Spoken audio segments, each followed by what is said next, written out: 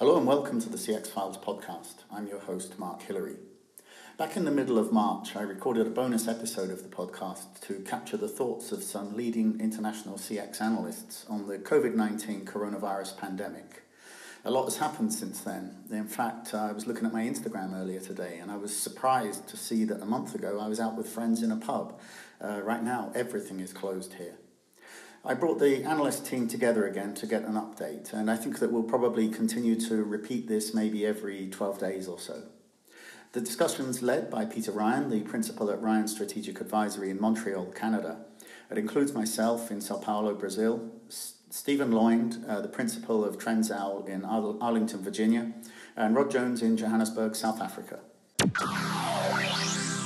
Well, good morning, good afternoon, or good evening, wherever you might be digesting this podcast from.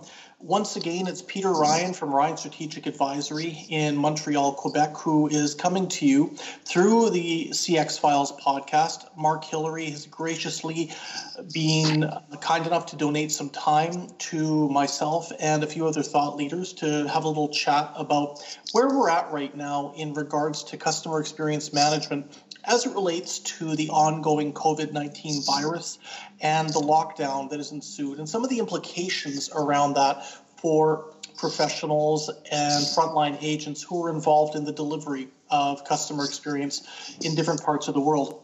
I'm very fortunate today to be joined by Rod Jones, who's in Johannesburg, South Africa. Rod, great to talk to you. Good to be here. Thank you very much for the invitation, Peter. No problem at all. As well as Stephen Loynd, Principal Analyst at Trendzowl, who joins us from Virginia. Steve, great to talk to you once again. Always great to chat with you, lads, and look forward to today's discussion.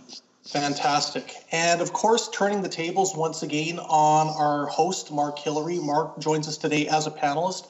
Mark, thank you so much for taking the time not only to host this podcast, but also to be a participant in it. No problem. It's a pleasure. Great stuff, great stuff. Well, gentlemen, look, as we assemble some great minds from different parts of the world, Rod in South Africa, Mark in Brazil, Steve in the United States, I'm very curious to kick this discussion off by asking all of you, and Rod, maybe we'll start with you. We're now really coming in, depending where you are in the world, either in the second full week or the fourth full week of this lockdown due to the coronavirus and the pandemic that's ensued. Rod, maybe kick us off by telling us a little bit about what's happening in your part of the world in Southern Africa. What are some of the implications for the CX delivery community, and what are some of the steps that have been taken in terms of ensuring solid, good customer experience interactions when it relates to consumers in South Africa, or even consumers that are being serviced from South Africa from different parts of the world? Great, thank you, Peter. Well, high level, we went into full lockdown on the 25th of March. Initially, it's been scheduled for 21 days, takes us through to the 17th of April. Some of the operators had some fair warning in advance of it, perhaps a week or 10 days, and started making preparations. But the lockdown, shutdown from the 25th of March has had a devastating effect on the overall industry, as you can well imagine. Government regulations, very strict initially. They have been amended several times since then, largely due to the intervention of our national body, BPESA, who's lobbied fearlessly to ensure that certain categories of contact centers, essentially the essential services, and a large part of the international BPO has been saved. Not all, but significant numbers. So just to put that into perspective, prior to the pandemic, we were servicing approximately, we had 65,000 agents, more or less FTEs, servicing international business. The estimates are that we're currently down to around about half of that. So the major BPOs have moved massive numbers of agents into work-from-home environments, and that continues as over the last 2 or 3 weeks. Many of the captives have similarly moved large numbers to work from home. One of the downsides of our work from home model is that out in the informal areas, residential areas, bandwidth is becoming a massive challenge. We just simply don't have sufficient infrastructure. So, headline on that is our industry is probably down by 2/3, if not 3/4, in terms of operational capacity, but starting to turn it around by relocating agents. So still a long way to go. Thank you very much, Rod. And as we move from South Africa, which is a newer market when it comes to work at home, one that hasn't necessarily had a lot of virtual activity happening. Steve, I'll move to you in the United States, which is really, I think, geographically the home of virtual home-based agent delivery, if we think about the context of it in historical proportions. What have you been observing, Steve, from the standpoint of both outsourced operators as well as enterprises as they've been trying to migrate significant numbers of agents from bricks and mortar traditional facilities into a more virtual working model? What are some of the key takeaways you've been observing over the course of the past few weeks? Yeah, thank you, Peter. I think perhaps one big advantage for the United States to riff off of what Rod was just mentioning about things like bandwidth. In many cases, on average, we have pretty solid infrastructure here in the United States. Not in, obviously, in all areas. There are some rural areas and, where coverage isn't as good as we'd like. But as far as the transition to work from home, you'd expect it to run a little bit smoother than in other parts of the world. We've all been reading a lot about, for example, India as well. The massive shift to the work-at-home model over there that in many cases is servicing calls from the United States.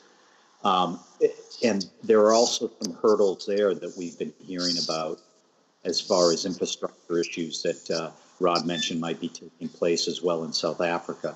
And what interests me, Peter, in particular, is one starts to wonder, is this initial wave, this big move to the work-at-home model in some offshore markets, the most obvious India, is it a prelude to possibly some mixed social, business, and political pressure to bring some work back onshore to places like the U.S.? There's been a couple of articles in the Wall Street Journal and the Telegraph, but that's indications that that's in cases. So that'll be interesting to keep an eye on as well. Very true, very true. Thanks for those observations, Steve. Now, Mark, when we're talking about work at home and we're talking about the massive, almost Dunkirk-like migration that's happened from facilities over to agents' residences for delivery, one of the observations I've been picking up over the course of the past week or so especially is that agents that have traditionally worked in a bricks and mortar contact center are now starting to find, from what I've been understanding anecdotally, at least from a couple of operators, they're starting to find challenges in terms of the agents not being used to working at home. They miss the social aspect of being in a contact center, seeing friends, having that sociable activity that can go on from the standpoint of seeing each other at break or in the canteen, etc., or perhaps even arranging meetups afterwards. From your observations or from what you've been hearing in the industry, to what extent do you think that this is an element that contact center or customer experience operators are going to need to take into account? The fact that it's a very different way of working, and how best can these operators ensure that the transition, the ongoing transition to work at home is as seamless as possible, and that they can minimize the risk of agent disengagement because of the fact that this is an environment they're not used to being in? Yeah, thanks. And I think that what's interesting here is that we have this initial really fast ramp up. You've got companies like Teleperformance that are saying they're going to have 110,000 agents working from home within the next 2 weeks. So there's clearly an enormous initial period. And hopefully all these companies that are doing this so fast are paying attention to things like security risks, because clearly the main thing is just to keep the business going at present. But I think that, the thing is that it's a very different way of working. It's very easy to get isolated working at home. It's different for the employee, the agent, to be alone. And it's very different for the managers who have to look after them. And I've seen that with a lot of the companies that I've been talking to. For instance, 5CA in the Netherlands, they're very much in this area of having virtual parties, virtual get-togethers, all this kind of stuff. So they very much focus on creating a community. So even if everybody is working remotely, you can remain as if you're working within a team. And I think that basically it's going to be a big change. It's a very different way of working, but I think that it's here to stay. It's not just this initial ramp up and then everybody is going to go back to the contact center in a couple of months. I think that we're very much going to see hybrid or complete work from home becoming very common before the end of this year. Gentlemen, thank you for these comments and observations. Steve, did you have something you want to throw in? No, I just I'd echo what Mark says as far as I think there will be some stickiness of this model that persists in whatever percentages for the long after this thing passes. Yeah. Peter, I'd like to add something there, if I may. Please do, Rod. Over the last 2 or 3 days, I've been interviewing some of the BPO operators to get their perspectives on what's happening on the ground. And what's been very interesting, I agree with the team that going forward, this is more than likely going to be the permanent model as opposed to a short-term fix. But a number of the operators are actually reporting improvements in their operating KPIs on the one hand, which was quite unexpected. The other part, and I think was Mark's point as well, that they're experiencing a necessity for senior management to get more involved in the motivation of those agents now working independently at home. So I think the model going forward, I'm starting to see as a different management style will be needed to maintain operational performance and agent tenure and satisfaction. So I think we've got to pretty much rewrite the book going forward, and that going forward is now. Very good point. Very good point. Thank you very much. Okay, I want to turn the discussion around now to talking a little bit about the near to medium term. I'm sure that all three of you gentlemen have seen some of the latest economic forecasts that outline the rest of 2020 and what it's going to look like from the perspective of growth. And I don't think it's unfair to say that the second quarter looks absolutely horrific. I was looking, and I referenced this in a blog I wrote last week, that Bank in Canada estimates that the U.S. growth alone is going to be down nearly 30% in the second quarter. Now, intuitively, this makes sense considering how much activity is being removed from the economy. I heard a really good analogy by an economist on the Hurley Burley podcast recently, a former senior level civil servant in Canada, who said effectively governments around the world are putting the economies in a coma. And it's true. The big question is, when is this induced coma going to be relieved? When is the patient going to come out? Now, I'd like to ask each one of you, Steve, I think I'll start with you on this one. If you can give me a sense about what customer experience professionals, what strategists who are involved in customer experience need to be thinking about to get through the second quarter, going into the H2, the second half of the year. What are some of the key aspects they're going to need to be considering when we take into account that commercial activity is going to be down? That intuitively would mean that interaction volumes are going to be down. What do good CX companies need to think about in order to make it through the coming 2 or 3 quarters? Thanks, Peter. I think of it broadly in 2 categories. The first one, which I referenced already, which is take a look at the global sourcing equation as far as geographies go. And, you know, if you're a quality provider with global presence, in many cases you'll see shifting of volumes to different locations to compensate for the rapidly changing situation and try to react quickly to shifting volumes and that type of thing.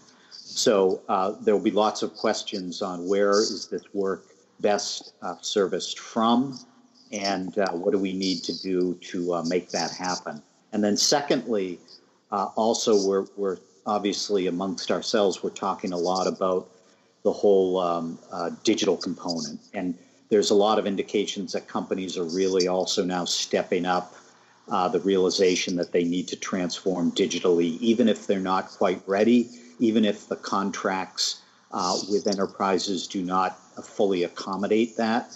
We're seeing the deployment of intelligent assistants in an increased fashion and higher rate of speed. So, and to be fully ready for when we come out of this thing digitally, that's probably the second big thing that professionals want to be thinking about.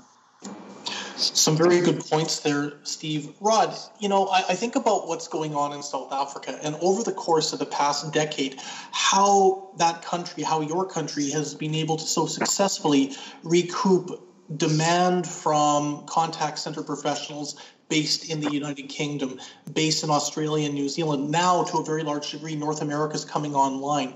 What are operators needing to think about in South Africa or in any offshore location where there's so much demand coming in from key Western demand markets that's very likely to slow down? What should operators be considering in order to stave off some of these concerns and what are very likely going to be a couple of tough quarters? Okay, interesting enough, I totally agree with Stephen, and I've seen this in my discussions over the last week. The acceleration of Go Digital. There's a scramble for that because I think that in the longer term, well, even as a remedial right now, is the salvation for CX. But back to your question, going forward, I think the operators, particularly the BPOs, are still going to maintain quite a large work from home presence, but assuming we all come out of this disaster in the next 6 months or 8 months, whatever it is, there'll be a massive capacity for on-premises. And I think this is where the South African value proposition of high quality, low cost will start absorbing some of that increased demand, which possibly coming from the high cost locations, UK, Australia, and the US. So I think, there could be light at the end of the tunnel for our industry going forward, but it's not going to happen for probably 6 to 9 months. And I think that's a very fair time horizon. Mark, if we're thinking a little bit about the future, and you're well known as a futurist in the customer experience domain, you talk to all the right people and you hear observations from different parts of the world and different aspects of the customer experience ecosystem. What are some of the key takeaways that you're picking up in regards to the professionals and the decision makers in terms of where they're anticipating the industry's going in the near to medium term, and some of the steps that they're taking to mitigate what could be a challenging period of time?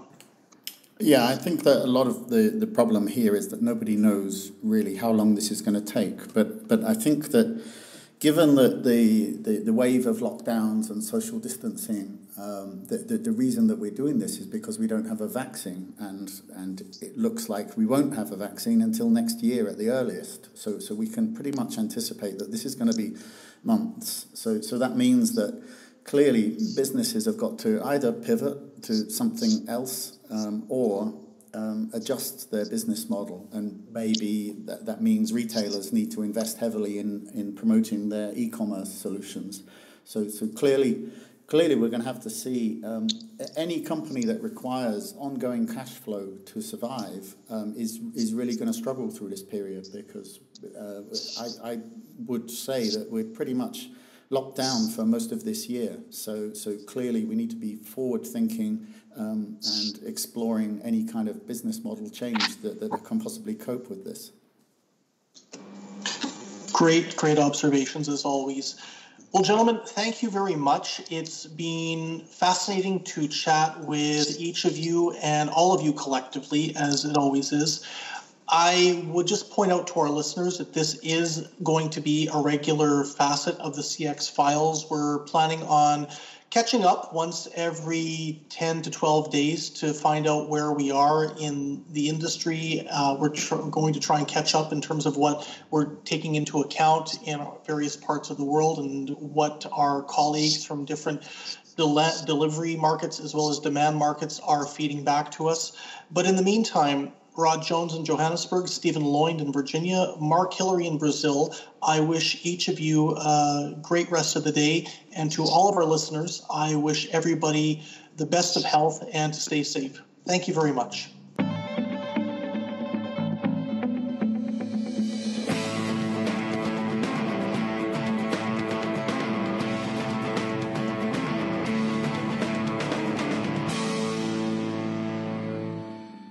Thanks for listening to the CX Files podcast. Please take a moment to review the podcast because this helps other listeners to find it.